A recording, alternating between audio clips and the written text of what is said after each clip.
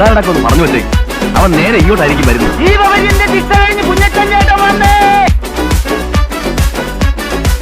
Kottayam ചന്തയിലെ 1-ാം number റൗഡിയാണ് കേസിലെ പ്രതി. അറിയോ? പിന്നെ സ്ഥലത്തെ പ്രമാണിമാരായിരിക്കും. അയ്യോ, എന്റെ കൈ ധരിക്കുന്നു. നാട്ടുകാർ അവനൊരു പേരും കൊടുത്തു, കോട്ടയം കുഞ്ഞച്ചൻ. നല്ലൊരു ദൈവഭയമുള്ള കൊച്ചൻ.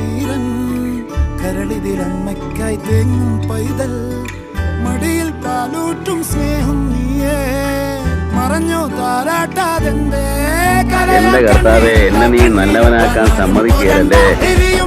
കണ്ണിൽ കോപം കൊള്ളും സംഭാരണം പടിവാതിൽ കടന്നിടാൻ മടിക്കും. ബോംബെ നഗരം ഇവൻ വരുന്നതിനും സ്വപ്നം കാണും. തീ വേണം വീടിക്ക്. പിന്നെ ചട്ടമ്പിയും പറയാൻ കൊള്ളാവുന്ന ഒരു അഡ്രസ് ഇല്ലാത്തവനും ജയിലിൽ കിടന്നവനൊക്കെയായി ഞാൻ. പിന്നെ അത്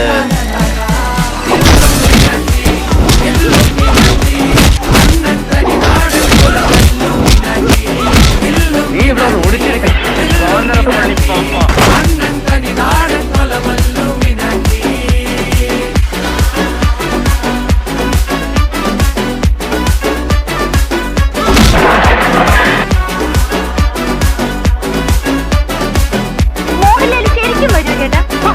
നല്ല ചോദ്യം. മോഹൻലാൽ വരുമോ? ഞാൻ പിന്നെ കള്ളം പറയും.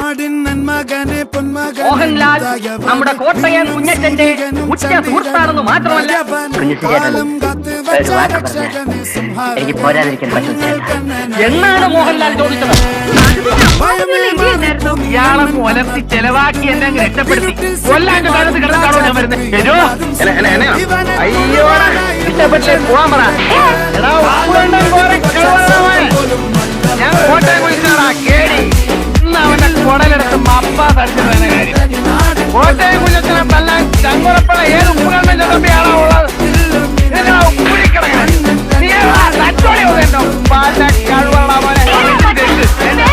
ഇറങ്ങി വരികയാ, ഇറങ്ങി വരികയാ.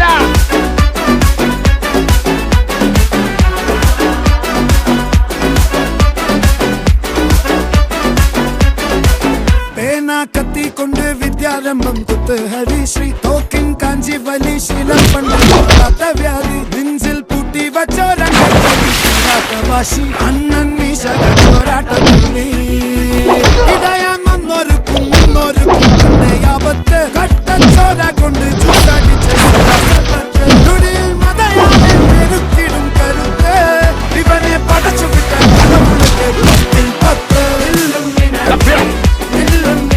ഇനി റൗഡി ചേട്ടന്മാരെല്ലാം കൂടെ ഉത്സാഹിച്ച് എന്റെ സാധനങ്ങളൊക്കെ ഒന്ന് ഇറക്കി വെച്ചാട്ടെ. എടാ വാടാ, സാധനങ്ങളൊക്കെ നമുക്ക് ഇറക്കി വെക്കാം. അപ്പൊ കൊള്ളുന്നത് കൊണ്ടപ്പോ സംഗതി ക്ലിയറായി.